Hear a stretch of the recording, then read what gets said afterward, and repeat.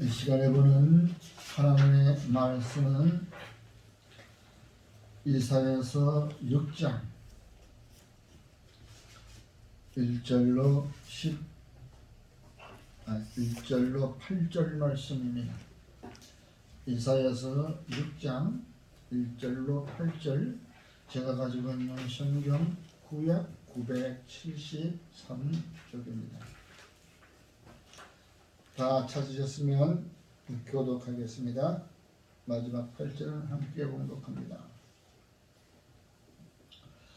우시야 왕이 죽던 해에 내가 본즉 주께서 높이 들린 보좌에 앉으셨는데 그의 옷자락은 성전에 가득하였고 스랍들이 모시고 섰는데 각기 6날개가 있어 그 둘로는 자기의 얼굴을 가렸고 그 둘로는 자기의 발을 가렸고 그 둘로는 날며 서로 불러 이르되 거룩하다 거룩하다 거룩하다 만군의 여호와여, 그의 영광이 온 땅에 충만하도다 하더라. 이같이 화답하는 자의 소리로 말미암아 문지방의 터가 유동하며 성전의 연기가 충만한지라. 그때 내가 말하되 화로다 나여 망하게 되었도다. 나는 입술이 부정한 사람이요 나는 입술이 부정한 백성 중에 거주하면서 만군의 여호와이신 왕을 배웠음이로다 하였더라. 그때 그 스랍 중에 하나가 부젓가락으로 제단에서 집은 바 핀 숯을 손에 가지고 내게로 날아와서 그것을 내 입술에 대며 이르되 보라, 이것이 내 입에 닿았으니 내 악이 제하여졌고 내 죄가 사하여졌느니라 하더라. 함께 내가 또 주의 목소리를 들으니 주께서 이르시되 내가 누구를 보내냐 누가 우리를 위하여 갈고 하시니 그때 내가 이르되 내가 여기 있나이다 나를 보내소서 하였더라. 아멘. 아까 우리가 불렀던 찬송은 우리가 안 불러봐서 잘 이렇게 해서 오늘은 우리가 다 아는 복음성가 1088장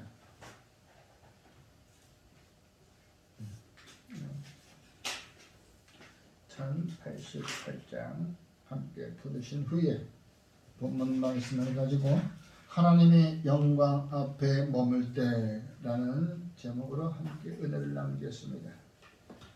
아멘. 오늘 본 말씀을 가지고 하나님의 영광 앞에 머물 때라는 제목인데, 과연 우리는 하나님의 영광이 내 눈에 보였다, 내 앞에 있었다 라고 치면 과연 우리들의 마음은 어떠할까요? 그 앞에 엎드려져 있는 사람도 있을 것이고, 또는 그 앞에 그 구경하느라고 이상한 현상을 보느라고 환하게 고개를 빳빳이 쳐들고 있는 사람도 있을 것이고, 각자가 여러 가지의 그 모습을 생각해 볼 때 여기 있는 나는 아마 그 영광이 머물 때 아마 나는 엎드려질 것 같아요. 그 앞에 엎드려져 있지 않고서는 또 일어날 수 없을 것 같아요. 주님 앞에 선다고 생각해요. 다리가 후들후들 거릴 텐데. 실질적으로 사람과 사람 사이에서도 지위가 아주 높은 사람 앞에 나가면은 다리가 후들후들거려서 똑바로 서 있을 수가 없어. 코는 그냥 부풀려 가지고 콧방울이 퍼뜩 나오고. 내가 참 담대한 마음을 가졌다고 하는데도 저도 그러한 일이 있었어요. 쓰리스타 앞에 나가서 바르게 딱 서 있는데 도대체가 이놈의 눈은 벌써 크게 떠 있고 코는 빵빵하게 힘주고 다리는 힘을 준다는 것이 들들들들 떨리고 있었어. 어찌 인간과 인간끼리도 그럴진데 우리가 만군의 여호와 하나님의 앞에 서 있다면은 과연 어떻게 했느냐. 아무한테나 그런 것이 있지는 않죠. 하나님이 일꾼으로 쓰고 싶은 사람한테는 그의 영광을 보여준다는 것을 믿어야 됩니다. 그의 일꾼 삼으시려고 하는 이는 강한 메시지가 있듯이, 확신이 있듯이 그 앞에 나타나는 것이죠. 생각을 해봐요. 우리도 쓰고자 우리가 무슨 일에 쓰려고 하는 사람을 불러다가 한참 얘기도 하고 그에게 참 호의적으로 대하고 있잖아요. 우리가 전 필요 없어 하면 전 보지도 않아, 거들떠보지도 않아. 마찬가지로 우리가 쓰여야 할 사람들은 또한 그 룰을 잘 익혀가지고 훌륭히 잘 그 업무를 참 완수할 수 있도록 그 직임에 적합한 훈련을 또 시키는 것입니다. 그래서 생각을 해보십시오. 사도 바울도 핍박하러 가는 그 길에서 다메섹 도상에서 그냥 큰 빛이 그에게 쬐니까 갑자기 눈이 멀어지고, 주여, 내가 주를 핍박한 적이 없는데, 그냥 말 타고 가다 꼬꾸라져 가지고 그 앞에 엎드려지잖아. 글을 쓰시려고. 이사야 선지자, 어떻게 보면 이 이사야 선지자는 왕족입니다. 왕족. 네? 이 왕족임에도 불구하고 그는 나중에 그 말년에 가서는 톱으로 베어서 순교하는 것이에요. 이 사람은 유다 우시아에서 히스기야에 이르기까지 유다 남유다에서 사역을 했던 그 선지자. 소명의식이 철저했던 사람이에요. 그 이름 자체가 여호와의 구원이라고 합니다. 그래서 그는 이스라엘 백성들의 구원을 위해서 하나님께서 직접 불러 쓰시는 거라고 우리는 알고 있습니다. 그러한 우리 이 선지자, 이 시대에 그러한 메시아가 나온다면 아마 우리가 토탄에 빠져있는 이 나라를 구원할 것 같고 전 세계를 구원할 것 같아요. 그러한 메시아가 우리는 속히 나오기를 간절히 기도해 봅니다. 그러면 이제 오늘 본문에서 우리가 나오는 말씀인데, 하나님의 영광이 그 이사야 앞에 머무를 때 그 이사야의 모습은 어땠어요? 그냥 이사야의 몸에서는 저절로 누가 뭐라고도 안 했는데 저절로 자기의 죄의 고백이 나오는 것이에요. 나는 아무것도 할 수 없어. 나는 죄 많은 사람인데 어찌 나를 갖다가 내 앞에 갖다 놔가지고. 지금 그와 같은 말씀 없잖아요. 천사들이 그 옆에 쫙 둘러서 하나님을 찬양합니다. 거룩하다, 거룩하다, 거룩하다. 만군의 여호와, 그 영광이 온 땅에 미쳤다. 충만한 저와 여러분들 삶 가운데 여호와의 그 영광이 충만해지기를 간절히 부탁드립니다. 내가 있는 이곳이 여호와의 영광으로 충만하다면은 나는 그의 속한 백성이요, 우리는 하나님의 백성임을, 하나님의 시민임을 우리는 확신할 수 있는 것이에요. 여호와의 영광이 머무는 그곳에 베드로도 요한도 야고보도 그 하나님의 영광이 있는 그곳에 머물기를 위해서 주님, 여기다가 초막 셋을 짓고 우리 삽시다. 자기가 지어들겠다는 거지. 하나는 주님을 위해서, 보시기 위해서,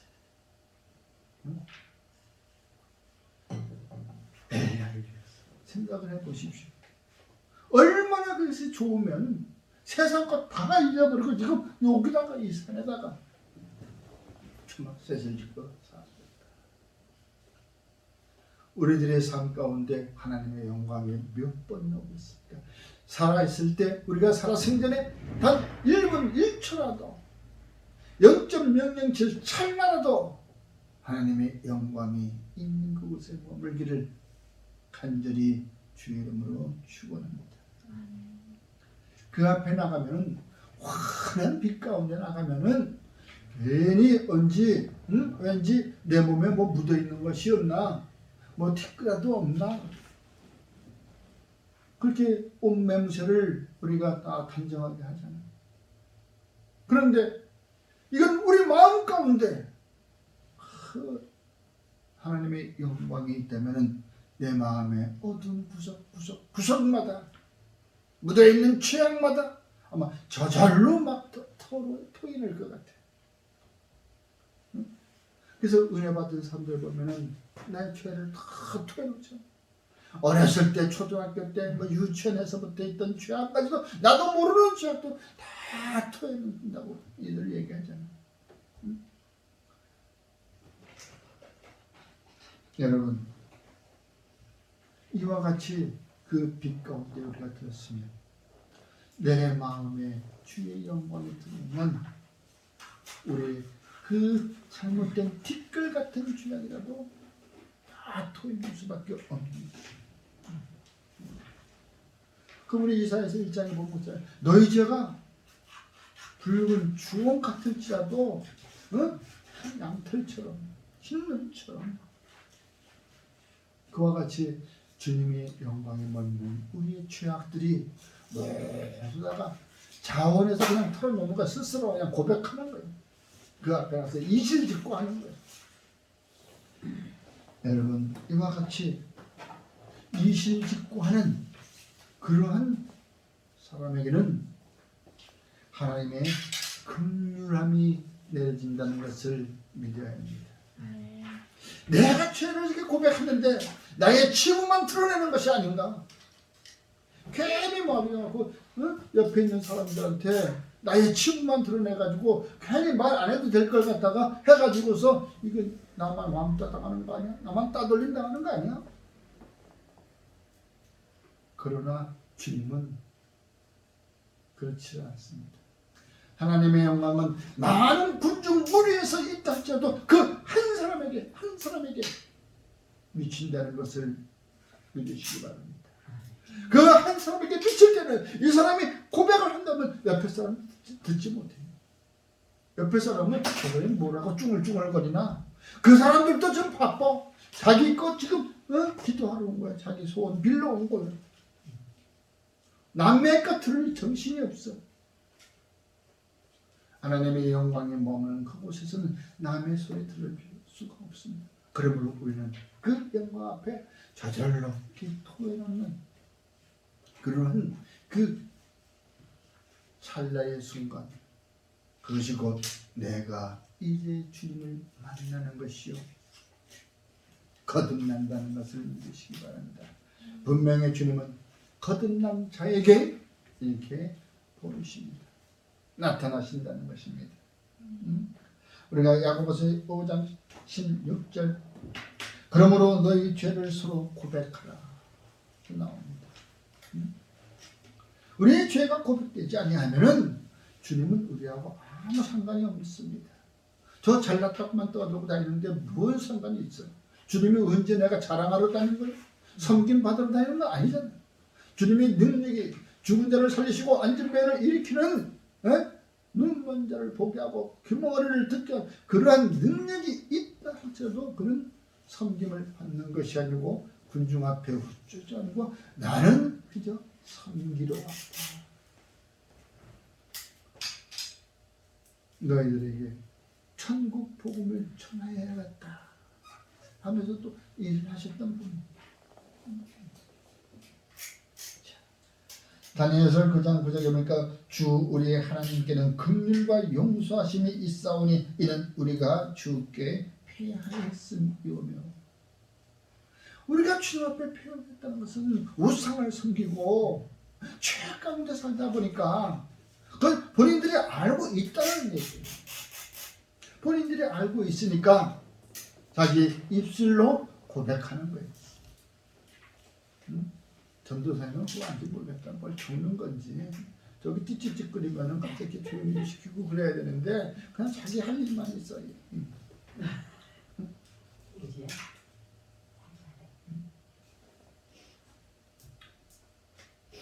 하나님의 은혜가 머무는 곳에 남들이 옆에서 뭐라 해도 그들이 못 알아듣고 한다니까 그냥 그들 있는 거예요. 역시 여러분 주의 영광에 머물 때 우리의 입술로 죄를 고백하면 그 고백하는 순간 하나님의 긍휼하심이 내려온다는 것을 믿으시기 바랍니다. 아멘. 긍휼함을 입을 수가 있다는 것입니다. 에베소서 2장 4절에 긍휼이 풍성하신 하나님이 우리를 사랑하신 그 큰 사랑을 여러분 하나님은 그렇게 이 좀 부족한 분, 미흡한 분이 아닙니다. 무엇이든지 주님 안에는 풍성한 충만하게 있다는 것이에요. 그러므로 이게 나눠주기를 아까워하는 것이 아니고 모두에게 풍성하게 나눠주기를 원하시는 거예요. 이만큼 쌓여 있어. 우주한테 뭐 좀 과자 주려고 할 때 이만큼 주려는 아니야. 그냥 한 보따리 푹푹 주는 거야. 막. 충만하게. 통째로 줘버려야 돼. 여러분, 우리가 주님의 백성이 되었다면은 이제 하나님께서는 우리에게 충만한 은혜를 내려주십니다. 그것이 바로 긍휼을 입는 것이고 죄를 사함받았다는 증거라는 것이에요. 베드로전서 2장 10절에 너희가 전에는 백성이 아니더니 이제는 하나님의 백성이요 전에는 긍휼을 얻지 못하였더니 이제는 긍휼을 얻는 자로다. 주님 앞에 나아가기만 하면 우리는 긍휼을 얻는 것이. 그러므로 어떻게 이 성전에 들어온 사람은 이 성전에 들어와야 하나님의 백성인 것을 알게 하는 것이고 그 하나님의 백성에는 이제 긍휼함을 주시는 것이죠. 긍휼함을 얻은 게 무엇이? 은혜를 주시는 것이죠.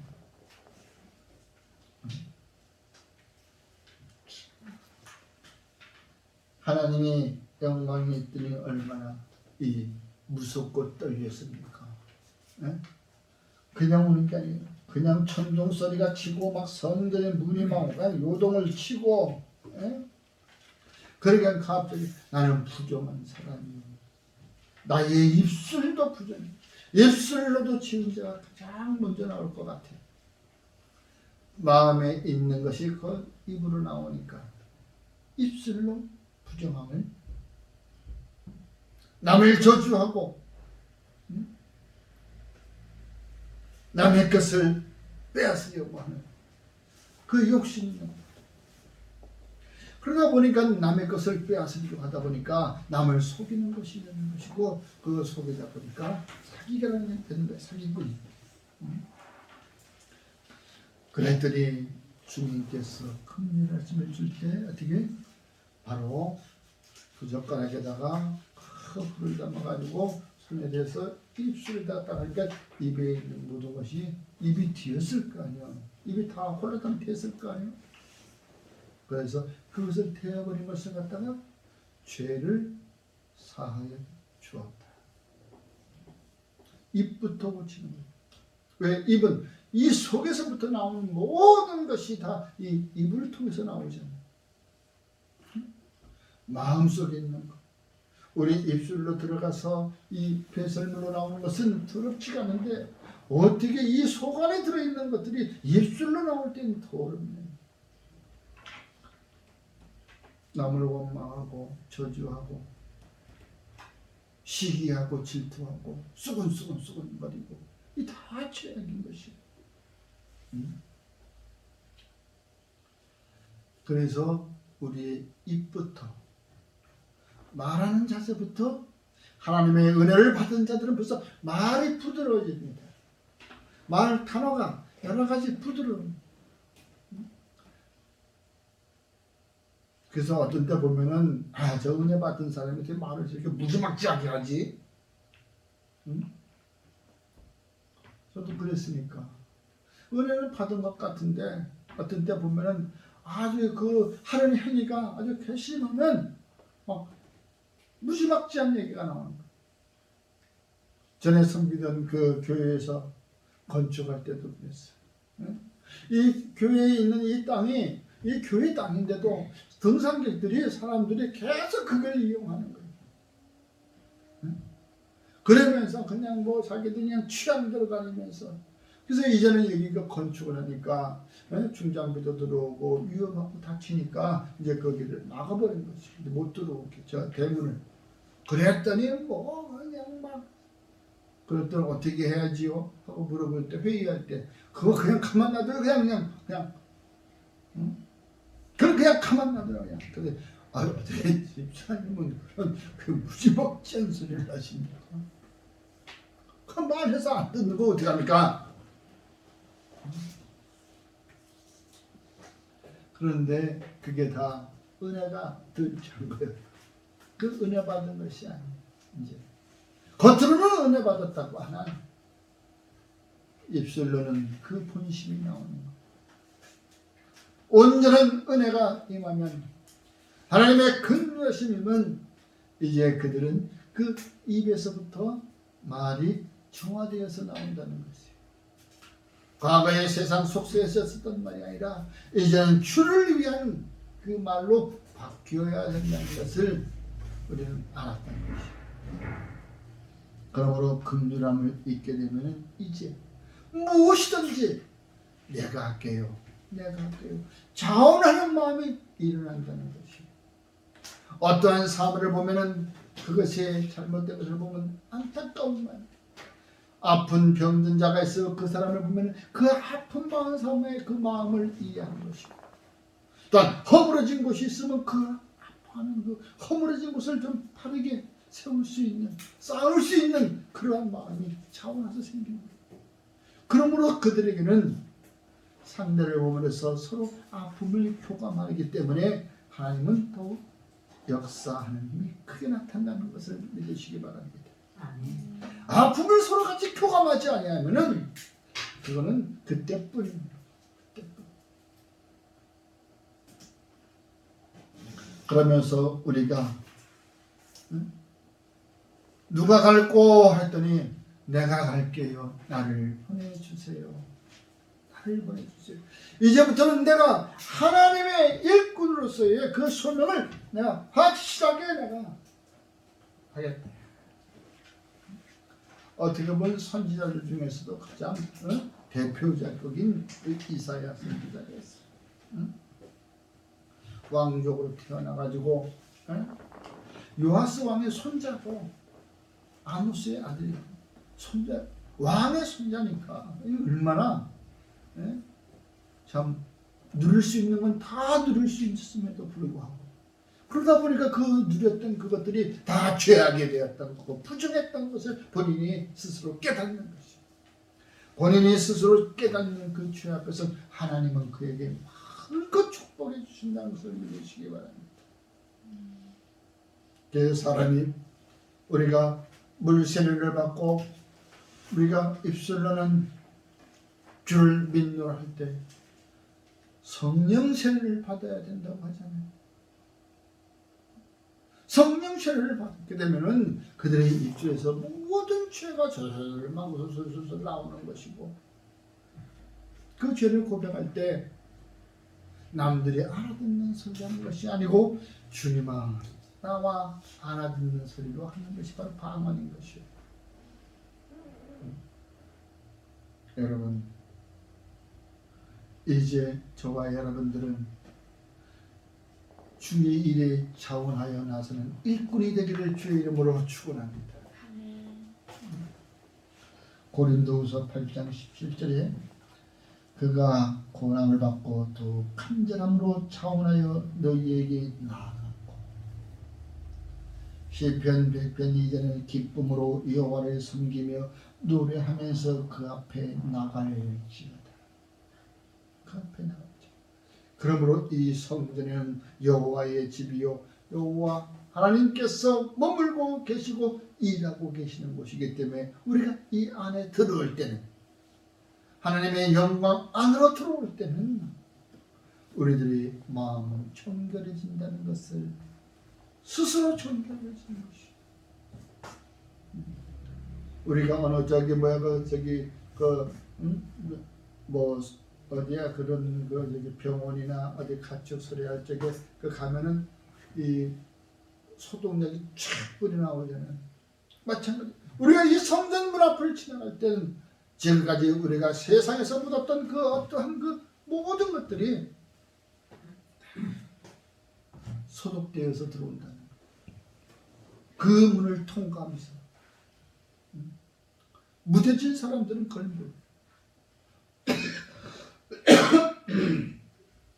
그러므로 우리가 성전에 들어올 때 이 성전은 하나님의 집이라고 했어요.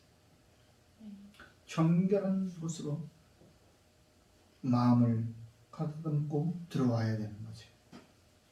그 영광 안에 들어갈 때 이제 은혜를 받고자 이곳에 오는 것이에요. 은혜를 받고 나면은 우리가 어떠한 일도 주님이 기뻐하는 것은 자원하여 하는 것을 기뻐하는 거예요. 예물을 드리는 것도 자원하여 드리는 것, 봉사를 하는 것도 자원하여 드리는 것.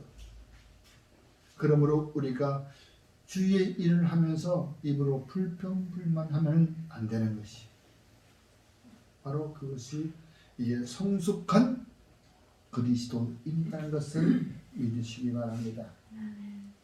베드로전서 5장 2절에 너희 중에 있는 하나님의 양무리를 취대 억지로 하지 말고 하나님의 뜻을 따라 자원함으로 하며 더러운 이득을 위하여 하지 말고 기꺼이 하라. 여러분, 이 베드로전서 5장 2절 말씀이 우리가 이제 성숙한 자가 되어서 주의 말씀을 전하고 또한 새신자들을 양육할 때에 오늘 그 말씀 억지로 하지 마. 억지로 항상 하나님의 뜻을 따라 자원하면서 하라. 또한 세상에 나아가도 더러운 이득을 위하여 하지 말고 우리가 기꺼이 하자. 이거 내가 어디 가면 저기 얼마를 받는 건데 이런 생각 가지고서 혹시 그래 내가 얼마 받는 것도 너한테 얼마에 줄게 이렇게 하지 말고 그냥 기꺼이 내가 줄 수 있는 한도 내에서 섬길 수 있는 한도 내에서 주라. 누가 와서 돈을 빌려달라고 하면은 우리가 그 빌려줄 처지가 못 되면은 따뜻한 밥 한 그릇이라도 사주면서 그의 마음을 같이 위로하고 그와 같이 그 부족한 것에 대한 아픔을 같이 나눌 수 있는 것, 그것만이라도 족한 것을 여러분 이제 우리는 누가 스스로 시켜서가 아니라 자원하여 주의 일을 하는 저와 여러분이 되기를 주의 이름으로 축원합니다. 기도하겠습니다. 고마우신 아버지 하나님, 우리가 주님의 복음을 위하여서는 기꺼이 앞장설 수 있도록 주님 힘주시고 인도하여 주시옵소서. 붙들어 주시옵소서. 능력을 주시옵소서. 담대한 믿음을 가지고 나아갈 수 있도록 주님 도와주시옵소서. 오늘도 주의 전에 나와 주의 말씀을 듣고 주의 임재가 임하는 이곳에 들어오는 발걸음들마다 주여 축복하여 주시옵시고 은혜를 베풀어 주시옵소서. 가정에서도 주님, 늘 주님이 주인이 되어서 주장하여 주시옵소서.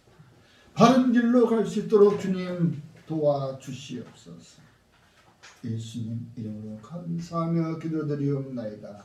아멘.